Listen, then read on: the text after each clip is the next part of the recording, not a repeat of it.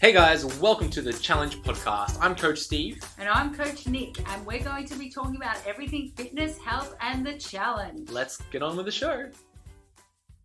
What's up guys, Coach Steve here, and welcome back to another episode of the Challenge Weekly Show. Today I'm joined with our co-host, Coach Nick. Nick, how are you doing today? Coach Steve, hey Stranger, how are you? I know, Nick, I feel like it's been a very long time since I've seen you, only just a few hours, but that is too long. It's too long. Nick, It's too long. tell me, what's news? How are you, Nick? I'm very good. I'm very freezing. Yes. I'm freezing. Yes, I'm very good, thank you. I've got I'm doing my comp, so I'm kind of I guess I'm about maybe like 11 weeks out from my first comp, which is where I suppose it starts to get a bit more serious. Yeah. Yeah. So Give us a little more insight when you say first comp. It's not your first comp. Oh, Like, no. Oh, yes, that's true. I think I've got that brain of first comp of the year. Yep. You know, first comp for a while since May last year. So yeah. And because I say first comp also, I mean because I'm going to do a series of them. So I'll be doing ICN. It's good if I tell you. I'll be doing ICN on the 1st of October, then I'll be doing IMBA on the 8th of October, and then I'll be doing Miss Fitness on the 23rd of October. So because if I'm ready, I may as well just do a lot of them. Yep. You know. So it'll be like comp season, we call Comp it, right? Comp season just before new baby comes for you. So I'll get that done, and then I'll be available. You'll be available for help out. Okay, and then give us some more insight. So what kind of comp, how would you describe it to someone who has no idea what it is? All right. So I am doing one of those fitness comps that you see on the stage with sparkly bikinis and swimsuits and stuff. But my division is fitness. So it's not quite figure. So that figure is where you're quite muscular. And it's not bikini, where that's basically just like a natural kind of, well, it's supposed to be natural, you know, shapely physique. So I'm the fitness one where you have your abs and you have your quads and all the good stuff and your shoulders. So I'll be doing that, and that will be fun. Yeah. So I've been working towards it for a long time, and I've definitely had a very great, I guess we would say, improvement season. So I really committed to that, and I think I made some good changes. Yeah. No, we're excited to see what you can bring during this season B, and hopefully you do well in those back-to-back comps. I've never done back-to-back comps. I think like one comp is enough, and that's very draining. But to think about doing like one comp, and then, you know what, 5 days later you got another comp, and then what, maybe a week or two later you got another comp. So you got to kind of stay in like this kind of like peak conditioning for each one. But are you going to focus on like one specifically, being like, well, this is the one, or each one equal? Like, I have to say, that's a very good question. I have to say Miss Fitness would probably be the pinnacle one, and that's the one that's at the end.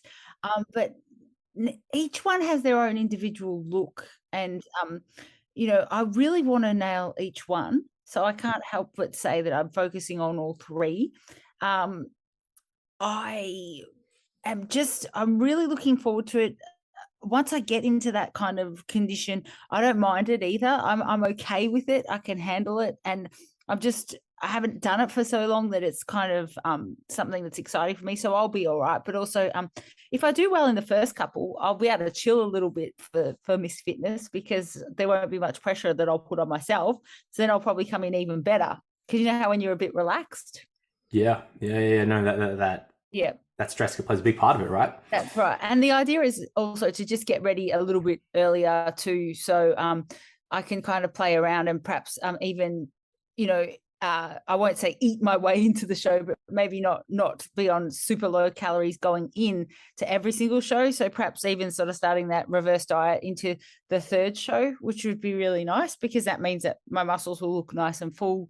That would be the ultimate goal. And one day that will happen. Might be this time, might not.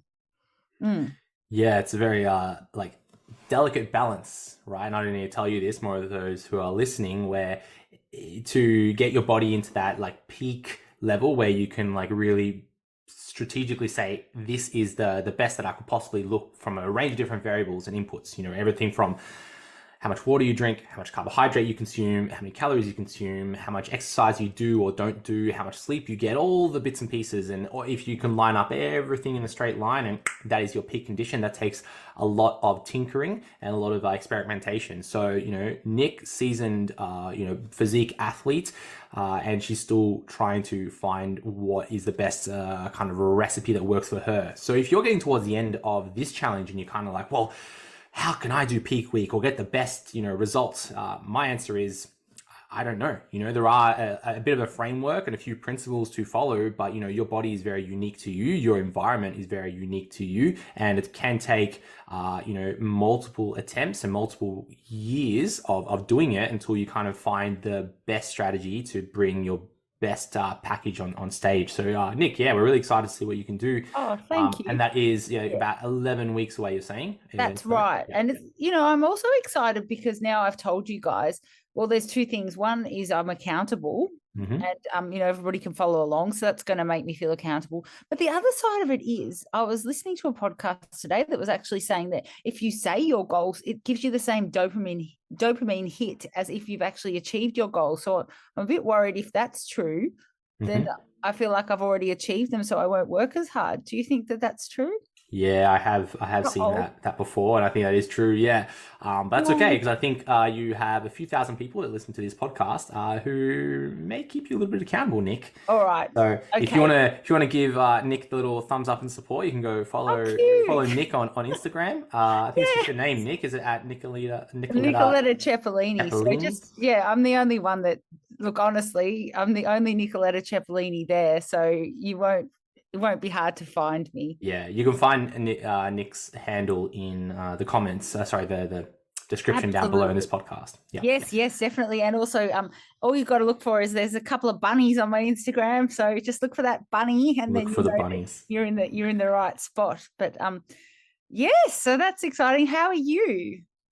Nick, it's just one day at a time for me. I have recently completed the cardinal sin, Nick. What have you done? I have done the cardinal sin. I have modified my program, and I have reduced the amount of lower body training I'm doing and increased the upper body training. So I'm officially a bro now, doing fewer leg sessions than I am of upper body sessions.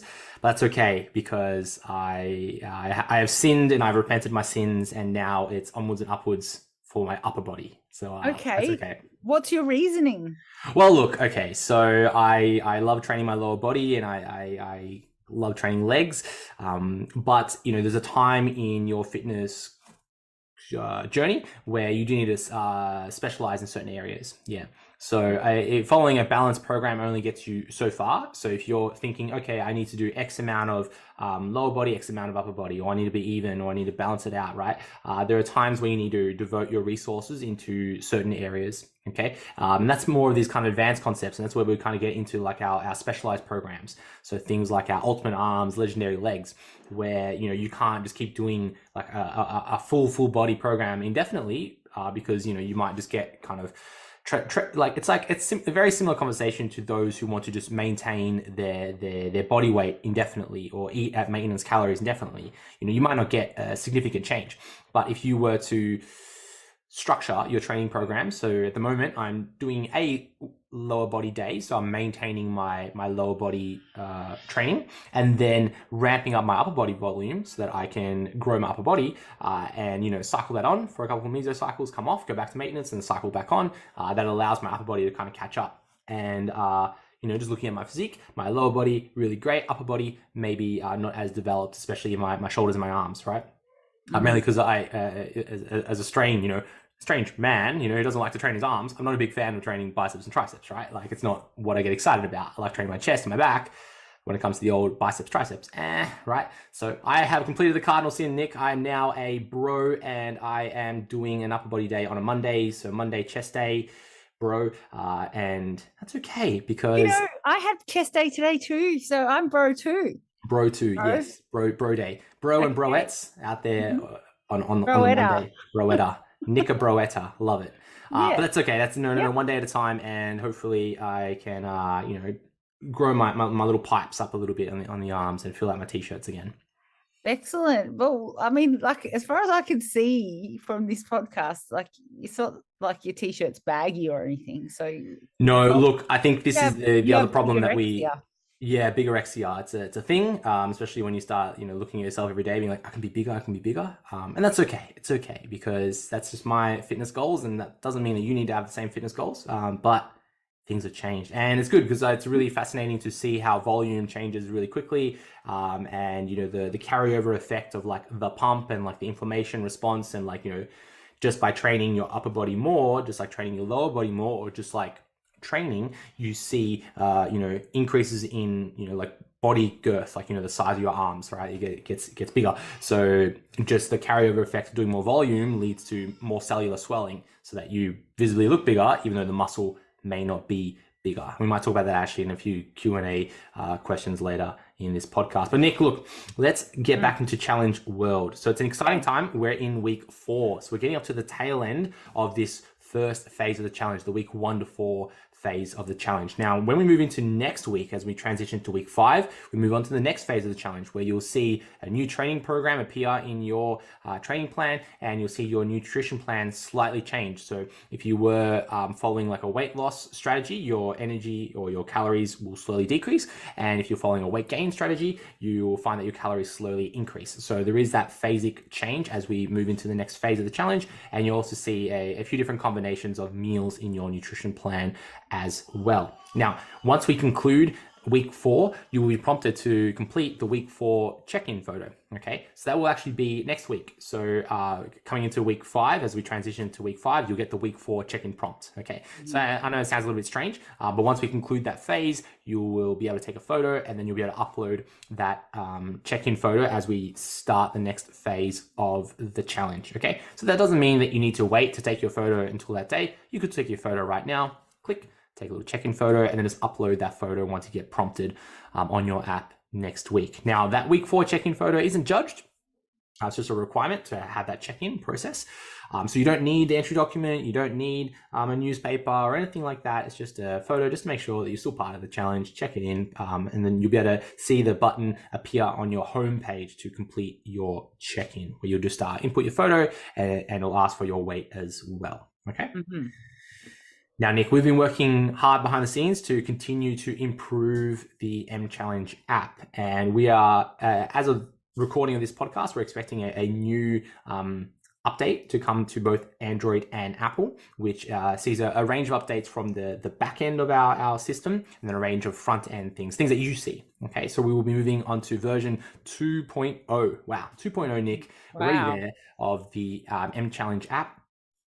Just to put it in context, some other really popular apps like, Oldmate, MyFitnessPal are on version, 200 and something. So they're a little bit ahead of us in terms of development and time and effort. So we're just at that infancy stage of the app.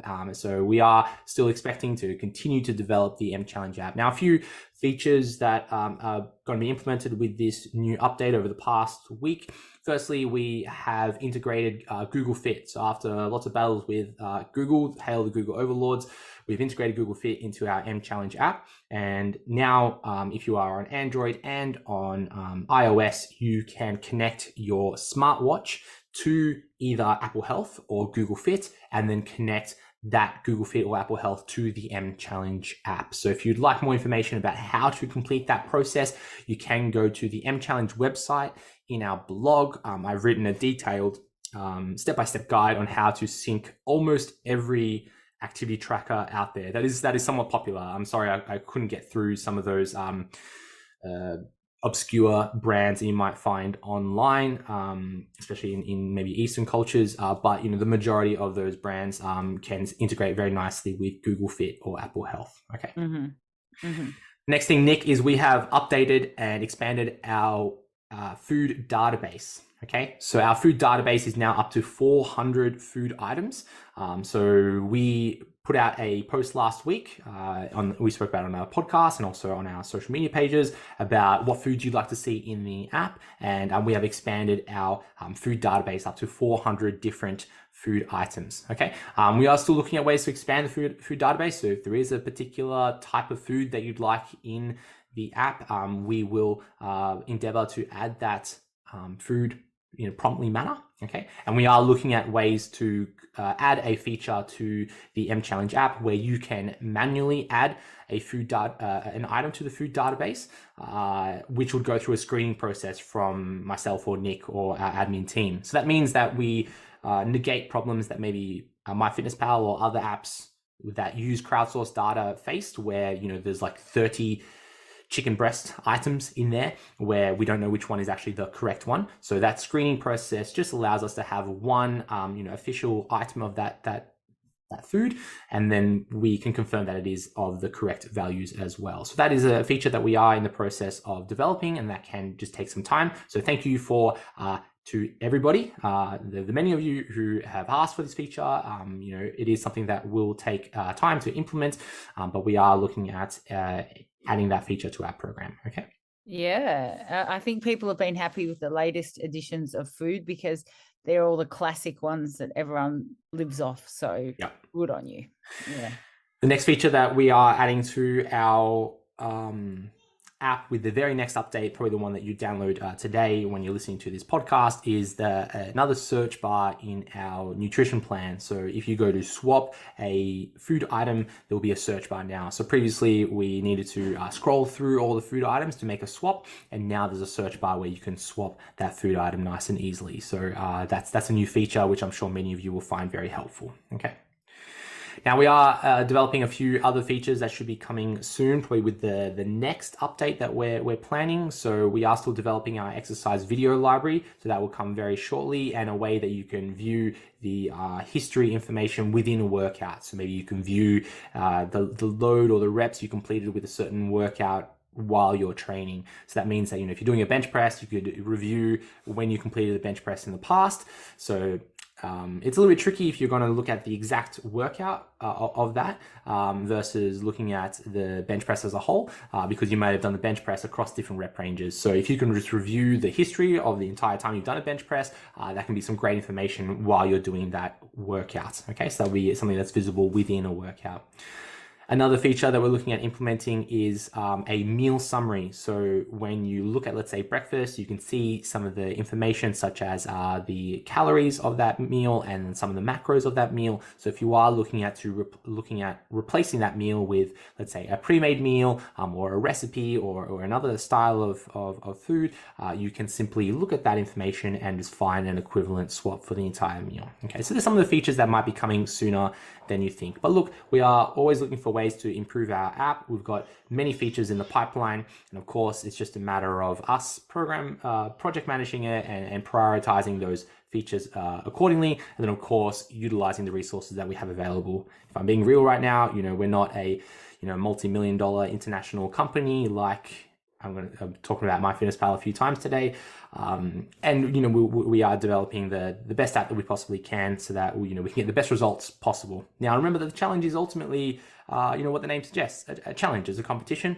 It's a body transformation competition where you get coaching support from Coach Nick and I. We have a forum you can interact with. We have a community that you can interact with, a range of content and articles that you can engage with to learn more about body transformation, losing weight, gaining muscle, all that good stuff. And the app is just another feature of what we can provide to you in the challenge. But the challenge is still the challenge. It's not an app with a challenge, right? So that's the main thing. We're the challenge that has an app. We're not an app that has a challenge. Okay, so we hope that you continue to think of the challenge as it's primarily a competition. That's mostly what we're doing, and we're trying our best to give you the best advice possible so that you can make the changes that you want in your body and get closer towards your goal.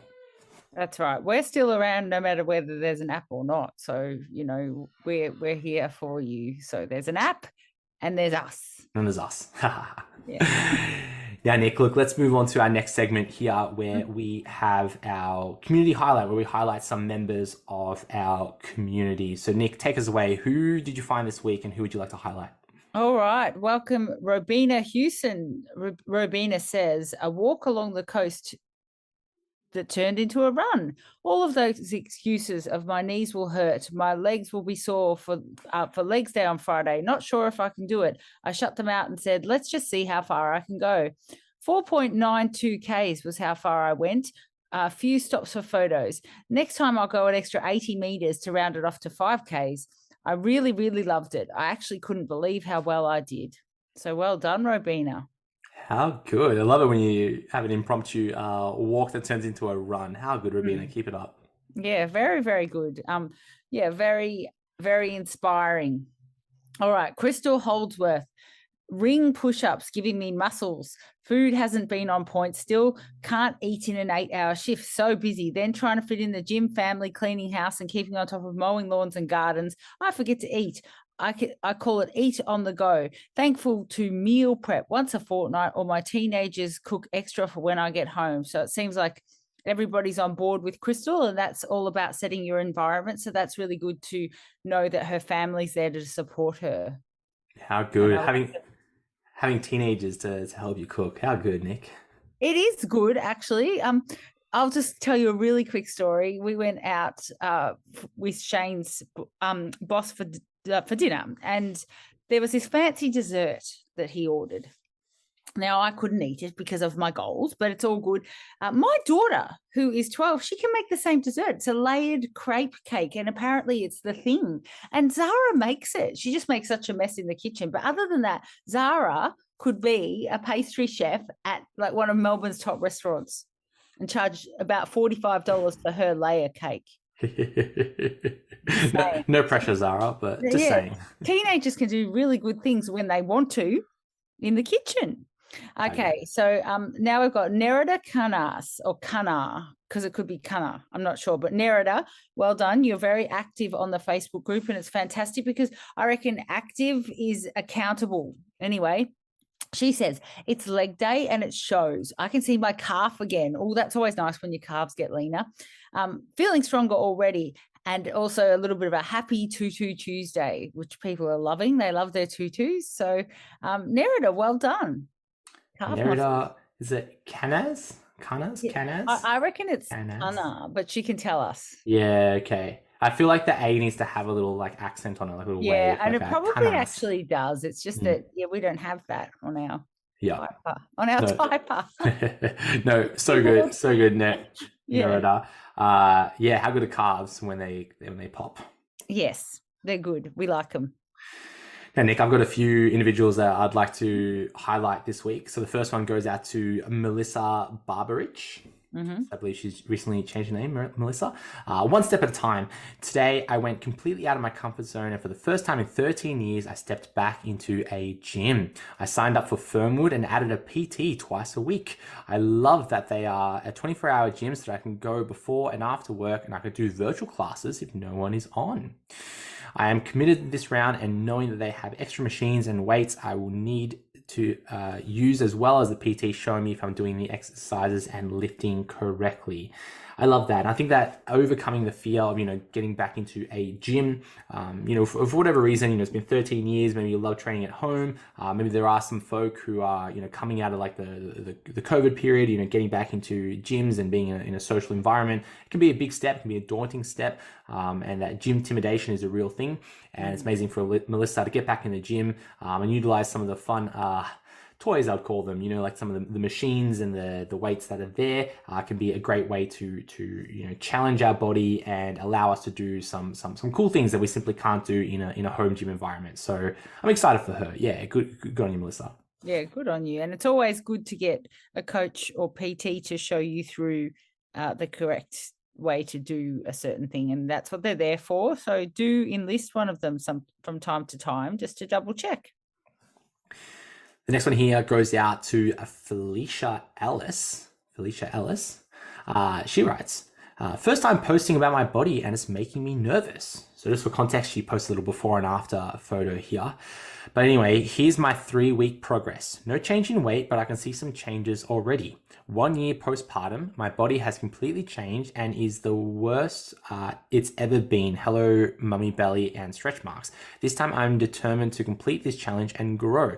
I have been taking it easy the past 3 weeks, slowly progressing with my weightlifting, eating clean as much as I can, and just being active in total. I have to be honest, my steps are in the low numbers, which I'll do my best to improve. Week 3 has been mentally challenging and I've been sick, so it's a slow week.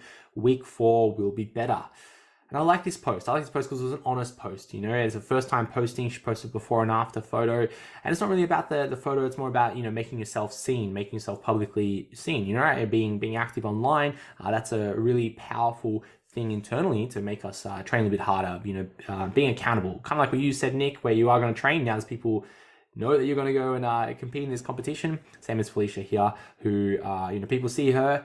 We see you, keep going, and, you know, it's a great start. Sure, you know, those 3 weeks may have been better, whatever that means, to you. So, you know, there's always ways that we can improve those 3 weeks, but, you know, that's okay, because that's the quarter of the challenge gone. We've got another 3 quarters to go, and you can work on each week getting that little bit better, a little bit stronger, you know, eating a little bit better, you know, getting your steps up, all those good things. So keep on going. You can do it. Well done. Awesome. Yep. Okay. And the last one here goes out to Sean Devlin. And this is another before and after photo, which I thought was really cool. And Sean writes, I don't normally post pics up much, but I'm pretty happy with my progress to this point. 6.1 kilos down, and the results are well beyond where I expected to be at the end of week 3. And I love this so much because it was just an amazing transformation. You know, this before and after in just 3 weeks was just incredible. So I just wanted to highlight Sean. Keep going, mate. You know, you're doing well. You know, it's great to see that you're 6 kilos down. Of course, 6 kilos is relative, right? You know, if you are really lean at 60 kilos and you're upset that you haven't lost 6 kilos in 3 weeks, you know, just think again, take a moment, right? And if you haven't lost 6 kilos, that's okay. You haven't done anything wrong. And if you've lost more than 6 kilos, you know, maybe you are losing weight too quickly. That's a different type of conversation. So let's take our mind away from that number. The number doesn't mean too much, but it's great to just see progress. And that's what we're really looking for is progress over these weeks. And that could be progress on the scales. That could be progress in our training. That can be progress just in our mindset, our lifestyle, our environment. So it's great to see that from Sean. That's right. Progress is so different for every single person, but as long as you can measure it yourself and feel happy with your own progress, then that's what counts. So well done. Well done, everyone. Yeah, big congratulations to all of our community highlights that we've highlighted this week. You know, I do want to touch on that concept again, that, you know, we often see the best transformations come from people who are active in our community. And that doesn't mean that you need to show, you know, post selfies on our Facebook group or tag us on Instagram, all those things. But by making yourself accountable, showing up online, people will see it, you know, even if that is just commenting on individuals or, you know, putting out some motivational content, whatever it is, that goes a long way. And we often find those that are ridiculously active, especially in our like Facebook group, are the ones that get the biggest transformations in their body. So if you are kind of sitting on the fence and going, well, I'm not really, you know, seeing many changes, I'm going to invite you to get involved into our community, you know, support each other and make some content and post some content online, and you'll be surprised about how quickly your body changes from there. Definitely. Nick, let's move on to our next segment here. We have our Coach's Corner, where we offer our tip for the week. So Nick, take us away. What advice do you have for us? Okay, I'll just put my mustache on. Can you see my mustache? Yeah, I must ask you a question, Nick. I've got a coffee cup with a mustache for everybody who can't see that, but I just had to put it up because that's me being wise with my mustache. So lucky it's not a real mustache, because then we'd start to worry. All right, so I'm just going to talk about, you know how I have all these new things like Fit Sanity and things. This is about fitness preachers. Okay. So what do I mean by fitness preachers? I mean people who have taken on the lifestyle of fitness, people who are living, you know, the good word of fitness, who are, you know, preaching the calories, preaching the exercise, preaching the steps, preaching the hydration. Now, that's all very, very good. Often that is really necessary when you begin your fitness journey, because it kind of cements you in the community. It also makes it clear to you what your goals are. It really sets boundaries for yourself as to what you will and won't do, what you will and won't eat. Because when you first start off, you almost need to, I think, you know, get rid of your old life in a way to move forward, you know, and create new habits and things like that. After the dust has settled on that, just to become somebody who your friends and family want to hang out with again, and I've been through this, that's why I'm allowed to say this, you actually have to settle a little bit. And that's where, if you're a fitness preacher, if you're saying you can't eat that, you shouldn't do this, you shouldn't do that, I do this and this is the best way, catch yourself out a little bit and chill it back down, because I'm sure your intentions are to help other people, or perhaps your intentions are to tell everybody what you're going to do as per what we spoke about before. But think about, a true beginner isn't somebody who is, all wrapped up in what should and shouldn't be. So I'd like you to go back to the beginning with all your knowledge, but be a beginner in your mindset. So that is free of judgment, enjoyment of your journey, welcome and embracing of adversity and difference. For example, just say somebody puts up a recipe for a cookie and you don't like that cookie. That cookie doesn't resonate with you. You prefer to spend your calories on something else. Doesn't mean that the cookie isn't correct. The cookie has a place. There are so many people that would like the cookie, because also the other thing is, you've got to understand there's not just one direction for fitness. It's not always all about weight loss. There are some people in the challenge, in life in general, who are desperate to make gains, who are eating at maintenance and can afford to eat this and that. A cookie is just a combination of a few ingredients put together as well. That's the thing. So there's no good or bad foods. This particular cookie actually had oats and banana and just that sort of stuff. It was nothing. It wasn't a bomb, but the cookie represents people deciding one way or another how to live their life with fitness and how to get rid of everything to do that. And I think personally, and I'm sure you'll probably agree with me, Coach Steve, because I do know you after 76 hours, I think that it's unsustainable. And it doesn't matter if you can do it for 10 years, at some point you will break and you'll look at it and you'll go, I actually do feel like going out to dinner, or I wouldn't mind having a cookie for breakfast, or I'm kind of over having to be all or nothing. But I want to go back to the beginning where everything was new and I didn't really know. And I want to go back to it with a new attitude. So I would like to just invite everybody to remember these key rules. Remember what it's like to be a beginner. Remember, everybody has different goals. So nobody is right or wrong. Okay. If you're eating veggies and chicken and that's what suits you, then that's great. And obviously for body composition goals, that's the simplest, easiest way, because it's the least palatable food. But once you get to the point where you want to, just sustain your life, perhaps have some joy here and there, incorporate cooking, things like that, it's okay then to incorporate different foods. And it's actually doesn't mean that you're less fit than someone else, or that you're better, or that you're worse. So your plan might not be for everybody and everybody's plan might not be for you, but we can all get along. So that's what I want to say. I want to say, let's just go back to the beginning and embrace each other and what we're doing, because nobody's right and nobody's wrong.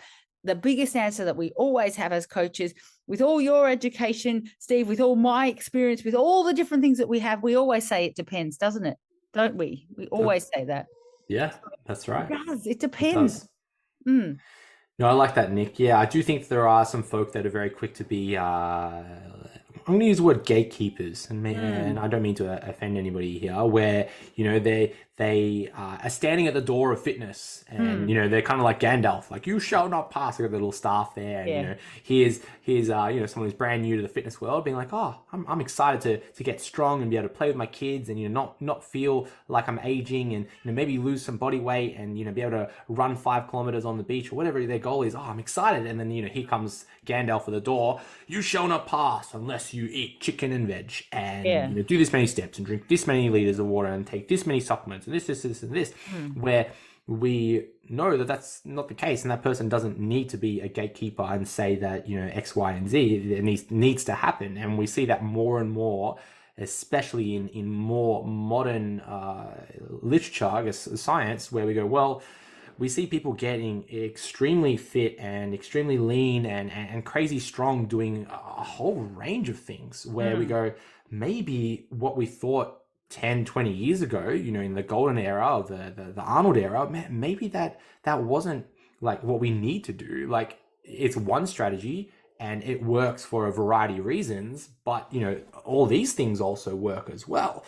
So I don't think that we need to be gatekeepers, and we should be welcoming of a range of different, one, strategies, and two, goals, where you may have a goal to be the leanest person in the world, or you may have goals just to lose some body fat so that you can touch your toes again, right? Whatever that goal is, that's totally fine. And of course, in the challenge, we reward those who are maybe looking like a bodybuilder, like what Coach Nick is going to look like when she steps up on stage.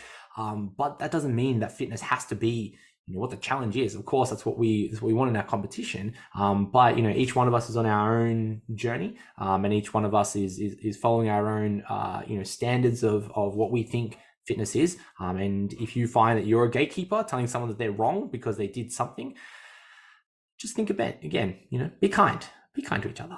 That's right. And just do not forget also, like, to look like the ultimate bodybuilder, you do go through a phase where you're not always losing weight, because you have to build muscle to look that way. So there are going to be times when you're going to eat more, and probably also that kind of food that people go, oh, wait, that's not fitness, because if you've got to get the calories in, you don't always want to eat 10 containers of spinach.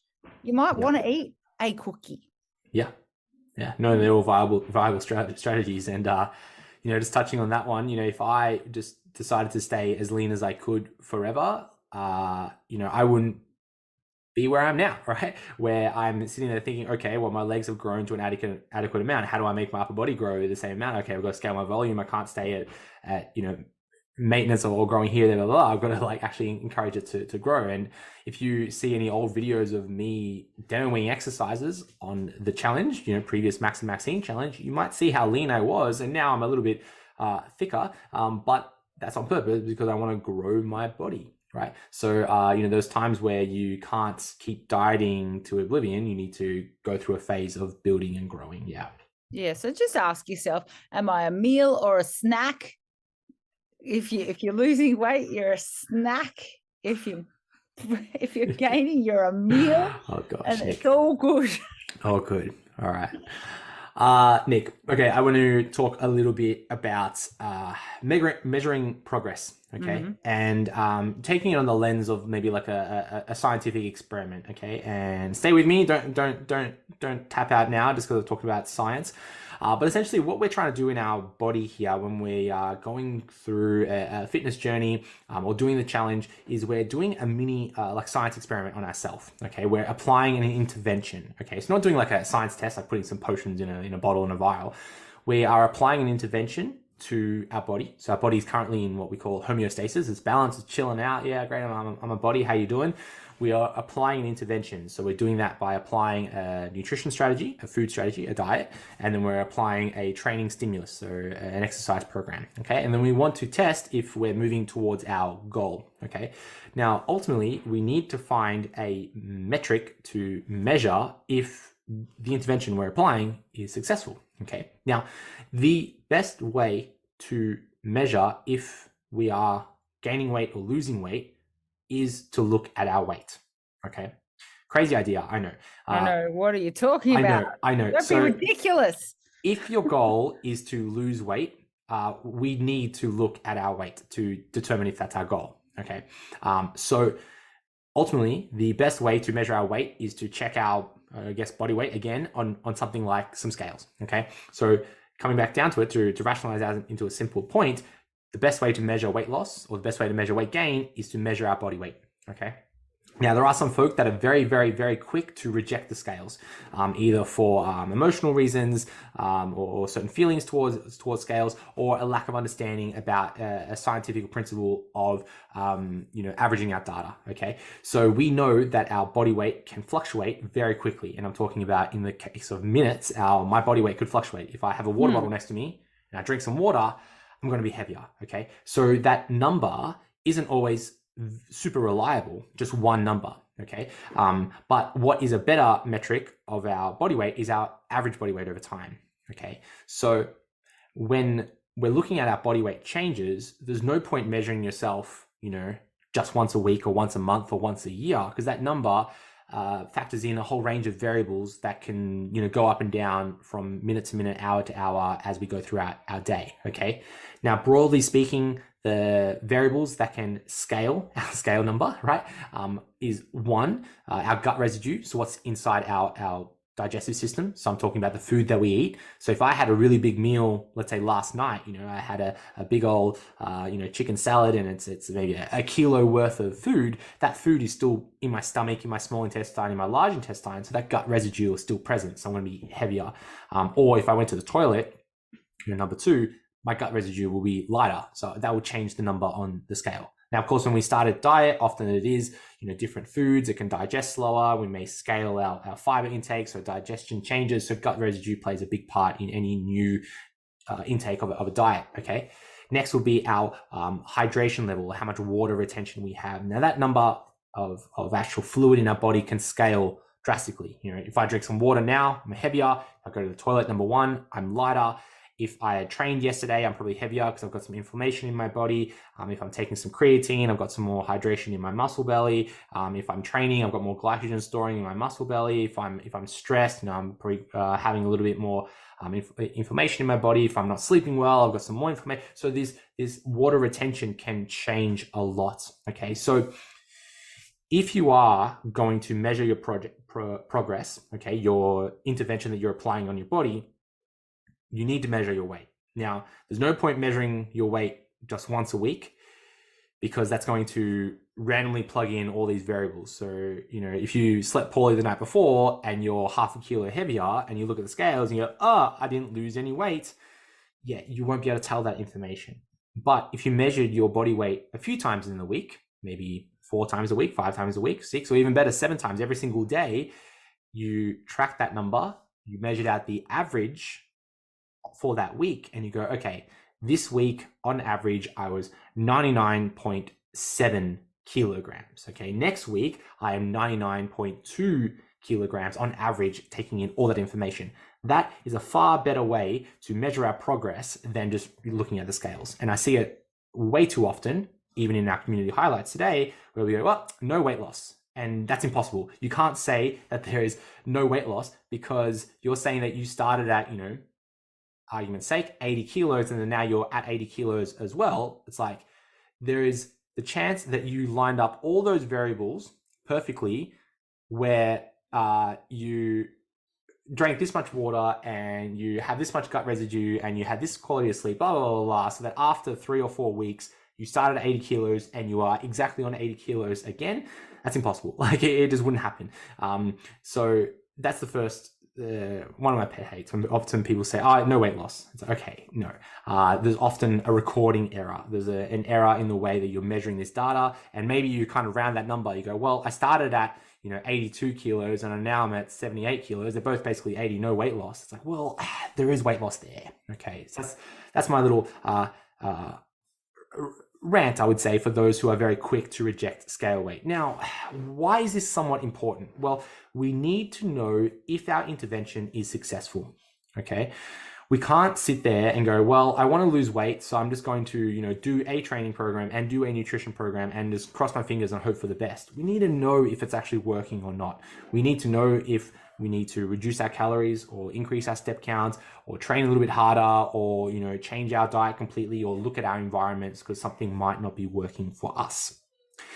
Now, there are some folk who are very quick to say, ditch the scales, only look at measurements. Okay, sure. Measurements, we're talking about body girth, so around our chest, around our belly, around our hips, around our thighs. You can measure any part of your body. Now, they have their own problems. So if I went to measure my chest, if that tape measure was, slightly off by a few millimeters, that's going to give me a different number. And I mean, like, if my measuring tape is a millimeter lower on my body or higher or on an angle or wrapped around or something, that's going to give me a different number. So how do we negate that? Well, maybe we can measure ourselves a few times and get the average of a few different numbers to see if we've, changed our girth. But that girth changes drastically. So like if I'm measuring around my chest, right? If I breathe in, my chest is bigger. If I breathe out, my chest is smaller. If I've just trained my chest that day, like, I did some chest this morning, my chest is going to have a pump. It's going to have some inflammation, some swelling. If I trained my upper body yesterday or the day before, that's going to also scale that number as well. And then, even then, measuring your measurements, you may see like a 1/4 centimeter change across a month of your measurements. Okay. So then you can't go from week to week and go, well, I've lost 1 millimeter around my chest and 1 millimeter around my stomach. My program is working. Like that number is so small, the specificity is so small that you won't be able to track your progress from week to week. It's great in a medium term. So if you are trying to track your measurements, let's say month to month or quarterly, great, perfect. It's a great way to measure over that longer period of time, because you go, great, I'm down 3 centimeters around my hips, or I'm down 5 centimeters around my waist. Awesome. But from a week to week point of view, no point. Again, why is it important to measure week from week? Well, we need to know if our intervention is successful. Now, finally, there are some folk who are very quick to look at images, and they go, oh, well, I don't look at my scales and the measuring tape. I don't even own a measuring tape. I'm just going to take a photo of myself. And that's great. Yeah. But again, it's really difficult to kind of spot the difference when you have two images and you're looking at each image from a week to week point of view, and you go, well, did I lose any weight? I don't know. Did I gain any muscle? I don't know.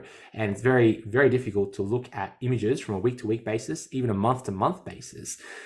Images probably a little bit better for the long-term point of view. So if you are looking at images from, challenge to challenge, like quarterly or 6 monthly or annually, that can highlight some bigger differences, because then we could go, wow, look how much my legs have grown, or look how much my stomach has come in, and those bigger changes. So the main point here, Nick, for those folks that are kind of still with me, what are you kind of getting at, Steve? My main takeaway is that we need to measure our progress. Okay, we need to know what's going on. We need to know if we're being successful or unsuccessful, and we need to know that sooner than rather later. Okay, so we can't be doing the challenge for 12 weeks, or we do multiple challenges, 24 weeks, 36 weeks, or a couple of years, and going, well, I'm not seeing any changes. We need to know from week to week, is this working for me right now? Now, of course, there will be some days where you're up and down. It's just like the stock market. There's some days where there's up, some days there's down. There's a general trend that we mainly look at. Great, we're moving down, we're moving up. Awesome. And we need to, of course, appreciate that in these first couple of weeks that our body weight can fluctuate up and down quite a bit. We're starting a new program, we're training a little bit harder, things can change. You might be in a position where you haven't seen a significant change on the scales in these weeks. I get that. Most of that might be just from some changes in your body. If you're thinking that you're growing muscle at the same weight that you're losing weight, if you're growing muscle at the same rate that you're losing weight, I'm going to call it a bit of BS. Muscle growth takes a lot of time and a lot of effort, a lot of energy to do that. And if you think that you have lost 5 kilos and gained 5 kilos of muscle at the same time, the body doesn't work like that. So if you're sitting there thinking, oh, I'm not seeing any weight change in these months, I must be growing muscle at the same rate I'm losing weight, unlikely. Over maybe a long period of time, that could happen. You could stay at maintenance calories over 12 months and you could see some muscle growth and some weight loss, and you could see some change over a big period of time. But in the short term, that wouldn't happen in the body. So be careful if you're quick to reject the scales. I'm going to recommend you weigh yourself frequently, measure the average, and then track the changes, your weekly average from week to week, to determine if you're actually losing weight or gaining weight. View the trend to know that is the strategy you're employing working? Are you training hard enough? Are you getting enough steps in? And if you're not seeing any change from week to week, okay, maybe you do need to modify your strategy so that it can actually work. But Nick, that's my coach's corner tip. Also somewhat of maybe a little bit of a rant, I reckon. But don't reject the scales. It's good information so that you know if it's working well for you. That's right, because if it's not working, instead of getting upset, I think it's better to know. So then you can rectify the situation rather than being in the dark. Yeah. Yeah, that's all it is. It's information. And I think many of us are quick to jump on like an emotional response to some of these numbers and bits of information, when ultimately it is just data for us to guide our journey. It's like a compass, being like, all right, which way are we going to go right now?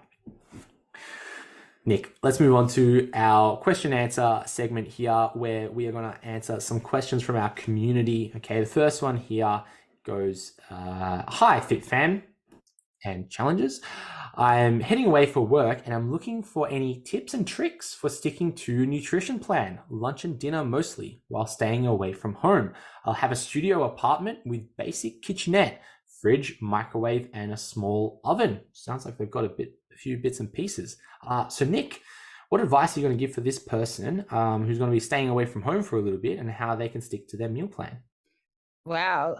The thing I was just thinking is that it's always like being at home with all those facilities anyway.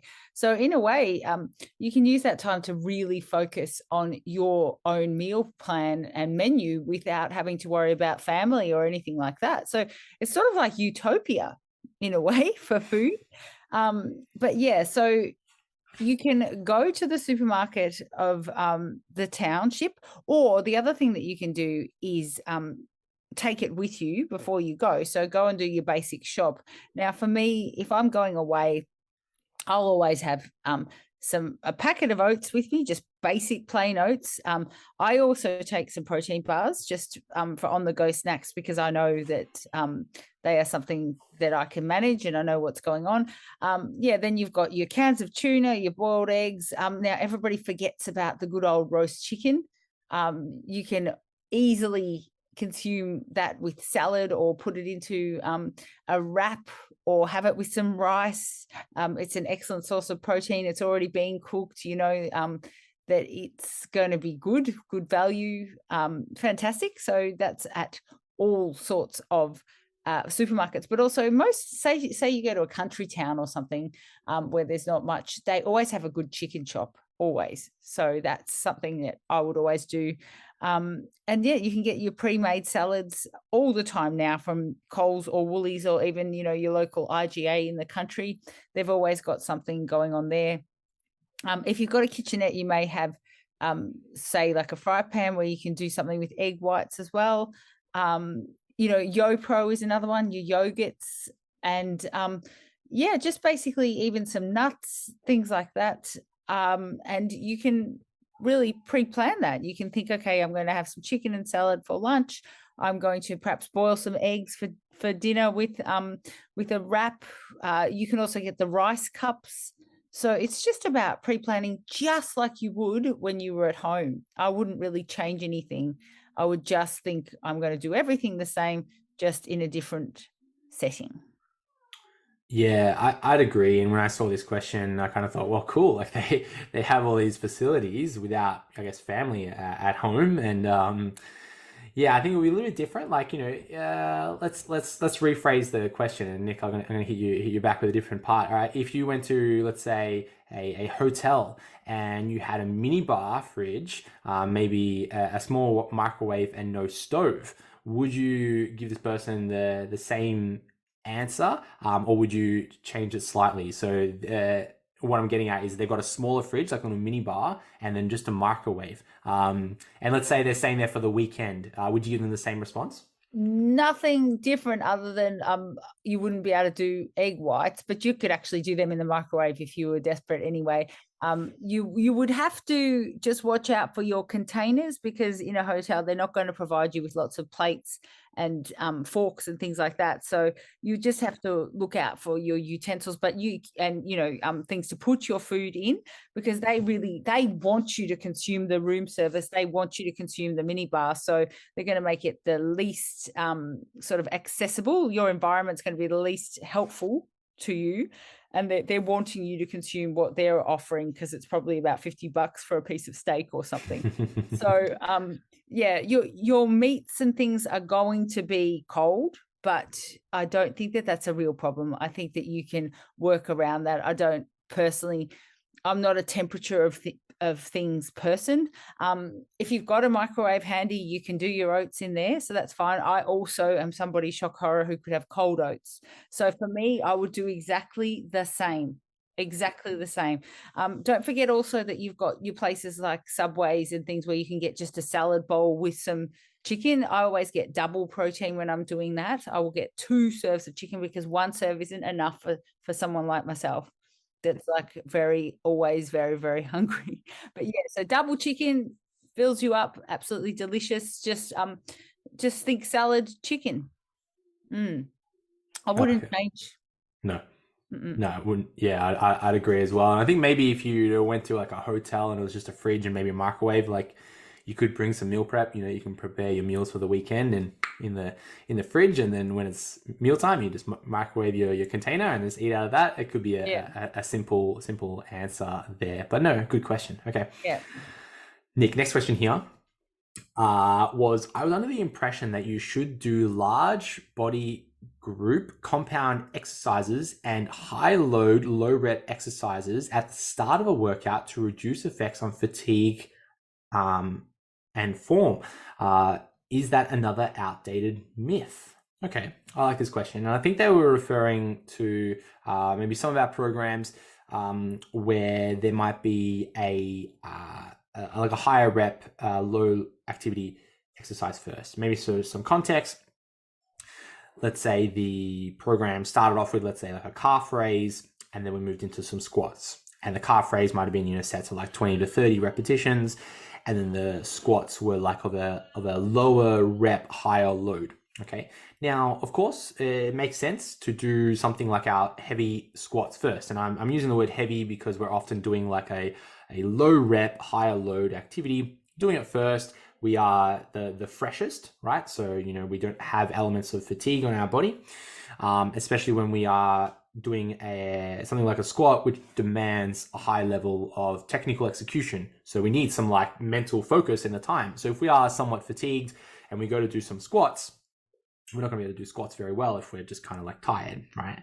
So this is where this idea comes from. And yeah, again, there's nothing wrong with structuring your program to do those bigger compound activities first. Nothing wrong with that. Now, the program that we have created in the challenge, especially some of our specialty programs, which this user might have been referring to, factors in this concept where, if you are getting fatigued from these larger activities, that can have a compounding effect through the rest of our program. So if you want to do squats first and you did heavy squats, and then the rest of your programs was something like, RDLs, some leg extensions, some leg curls, and then like a calf raise. By the time you get to the calf raise, you're so tired from all these other exercises that the calves get neglected. Okay. And if you did that chronically over time, you only ever train your calves at the very end of your session after 10 to 15 sets of other legs exercises. So if you think you're going to put in a high effort onto your calves, you're just tired. Okay. Another way we can rethink about our program is we have a focus of that particular day. So let's say a legs day, we can focus on something like our quadriceps. We can factor in other exercises into that program that doesn't negate our quadriceps. So for example, with my own personal legs day right now, I previously had like a quads focused legs day and then like a hamstring focused legs day. So like a front and back focus. That doesn't mean that you only train those muscle groups because one, that could be a very quick workout if you're doing some quadriceps exercises. You're pretty tired after a few sets, but you can factor in some hamstring work in that quadricep focused day. So what I would do, Nick, is I would start my workout with hamstrings because I can get a really good stimulus of hamstrings, and that doesn't negate from my quadricep work. So I get some hamstrings in, maybe a lower demanding activity like some seated hamstring curls. I sit down, curl my legs, happy days, get a good hamstring pump. And then I move into my quadricep work. So then I might do something like a squat and then a leg press, and then maybe another quadricep exercise or another hamstring exercise or something like that, right? So that's how I might structure my legs day. So this particular program started with some calf work. So you do some calf work, get a good calf pump while you're focused. You've got some fresh pre-workout in your body, great, full of energy, get some focus in your calves, maybe a muscle that is often neglected from people in a legs program. Then when you go into something like squats, the work that you put into your calves isn't super fatiguing, it's just our calves. And it doesn't interfere with our quadricep work doing squats. If anything, it could help because, you get some stretching in your calves. Great, you get a little bit deeper in your squats, happy days. So that was the design of that program. So is it like a myth? No, there's nothing wrong with training a larger compound move first. That's the majority of our M-based programs, is that kind of structure of doing a larger compound exercise first. But then again, there's nothing wrong with utilizing another body part first with another focus in our program. So yeah, that's I guess how I give that advice. It's just a different program design is how to answer that. Yeah, when I first started in the gym and I had a coach, an oldie one, he always used to make me do calves first before anything else. And I used to get mad because I was like, I will be tired for doing my squats. And he would say, you'll understand one day. Yeah. And I guess today is the day. Today is the day. Yeah. Yeah. I always used to get so mad, but then I was never tired. I just thought I was going to be. So he did know some stuff, and he would also warm me up with hamstrings and all sorts of oldie schooly things. But it's certainly the way. Love it. Nick, next question here. It's amazing how quickly the kilojoules add up from finishing off my toddler's leftovers. Just wondering if we will ever have an option in setting up our to set the program to kilojoules instead of calories. Okay, so I guess this question is maybe that difference between kilojoules and calories. So Nick, do you want to take us away and maybe explain the difference between a kilojoule and a calorie, and I guess why we prefer one over the other? Yes, I sure would. Well, firstly, I'll just answer your question and clear it up.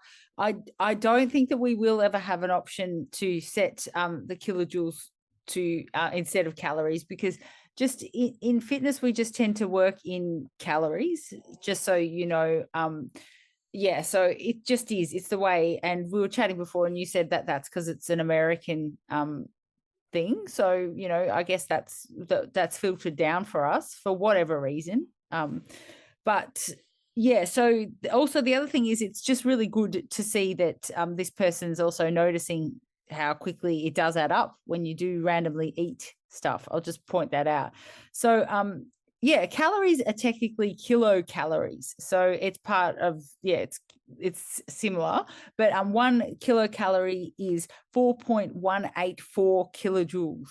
So this person's doing the maths anyway, but just to let you know, even though like say in Australian standard, you'll see like if you're in a Macca's drive-through or if you're looking at something, it says to your daily caloric value. And I think it's vaguely like is it about 8,000? That's a standard, kilojoules. That's what we do here. But just in terms of fitness, you will have to think about calories. Yeah, I think my Fitness Pal may have an option to swap it over, but I don't know. Just it's been a lot of years that I've been working in calories. My comments is that in Australia we technically use kilojoules, okay, and then in the US primarily using kilocalories, but often people call them calories rather than kilocalories. And my understanding is that the majority of the fitness literature comes out of the US. I'm talking about the science, which refers to calories. So within fitness, that gets filtered down, and we often talk about calories, and which is why we chose to use calories because it's more common language. If we started with kilojoules, there'll be many more people confused about kilojoules, where there's folks that have an understanding of a calorie. They are directly interchangeable. So like you said, Nick, 1 kilocalorie is 4.2 is what we often round it to, or 4.184 kilojoules. It's the same number. So if you it's the same concept we're measuring. Yeah, it's like measuring distance, and instead of using kilometers, you're using miles. The same. And there's nothing wrong with using one or the other. It's just that we often use calories is the common one. But we won't change that. That's not going to happen. So there's no point in saying that we are going to, because we're not going to change it. No. Nick, final question here. I've developed tendinitis in my elbow after some heavy yard work. The exercises that aggravate it are any biceps and chest exercises. So I've been avoiding them and focusing on legs and doing light weights on back, shoulders, and triceps. My question is, from a biomechanical point of view, is it detrimental to omit body parts for a long period? Is it likely to lead to muscle imbalances? For example, training back but not chest, or triceps but not biceps? Thanks. Okay, so let's break it down. Firstly, now it sounds like this person is experiencing just broadly an injury. Okay, tendonitis or a tendinopathy, something happening in there, or it's elbow pain simply. They're experiencing elbow pain, and that's aggravated by biceps and chest exercises. Okay, first comment I would make is that, our body works together, as in, there's a reliance on regional interdependence, so that they require each body segment to work together. Okay, so if you went throughout your day and tried to not use your bicep or your chest, you'd have a really hard time to do most activities. Okay, so what I'm getting at is, for this individual, if they're saying that bicep and chest exercises aggravated, well, then you could also say that bicep and chest movements, like putting on your t-shirt or drinking, that's a bicep curl, or eating is a bicep curl,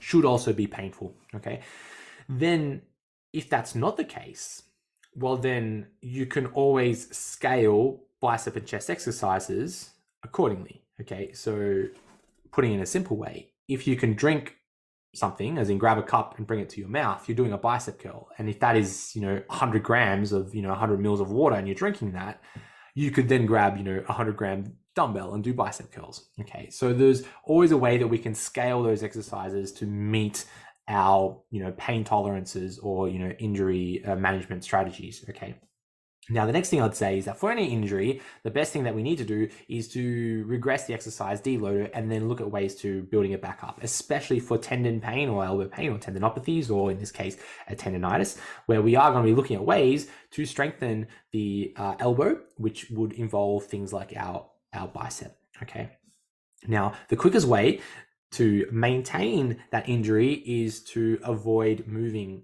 that area of our body. So if you have back pain, the quickest way to have back pain for a long time is to not do anything with your back.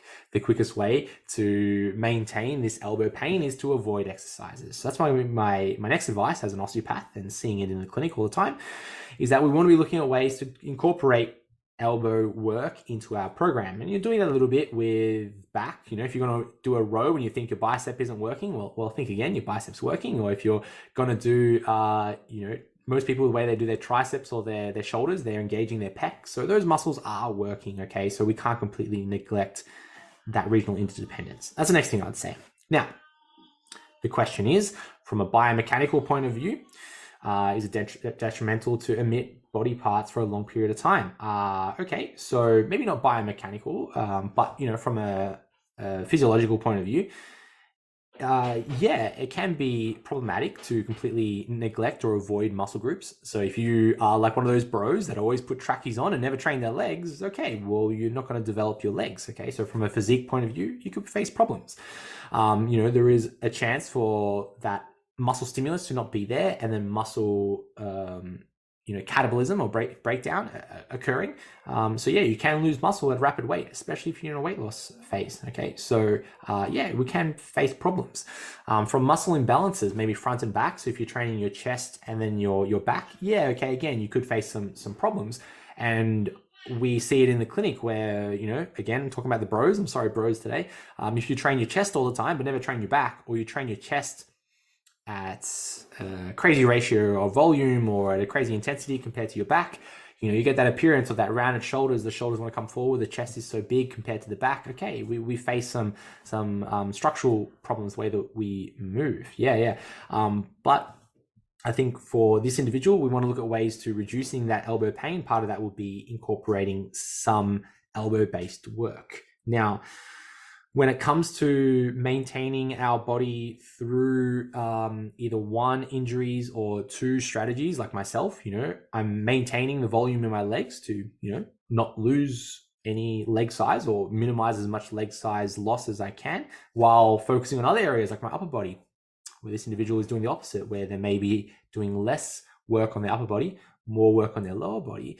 We want to look at how much volume we're doing, and we can maintain our muscle mass by reducing our volume by about a third, so down to a third. So if you're normally doing, let's say, 15 sets of quad work a week, if you went that down all the way down to about 5 sets, you can maintain that muscle mass for about, maybe 6 weeks, probably pushing it to that 12-week period. So we can do that if we scale it down to a third. Now, often we want to be looking at our set prescription, to grow muscle anywhere between 10 and 30 sets. If we're cruising below that 10 set, we can maintain, but if we're doing very little to nothing, we are at risk of losing muscle. So there is elements where we need to do some sort of work in there. We're not completely sure what the floor is, so we don't know what the minimum effective volume is. So we can't say, hey, one hard set of quads per week is going to maintain your quadricep size. We don't know that clearly. It's probably looking at closer to maybe like 5 or a little bit more. But the main point of this is that it can be detrimental, especially for a long period of time, however long that means to you. And your priority right now should be to look at ways to improve your elbow pain. Is it tendonitis? Is it a tendinopathy? Or is it something else? We don't know. Nick. Yes. Let's wrap it up there for episode number 76 of the Challenge Weekly Show. If you enjoyed this episode, you can check out 75 other episodes. 75. Yeah. And we'll catch you next week for episode number 77. 77. Yeah. 77. Good alliteration. Right. Love it. See you guys. Thanks, guys. Thanks for tuning in, guys. If you like the show, share it with a friend. Or leave us a review on iTunes to spread the good word. See you next time.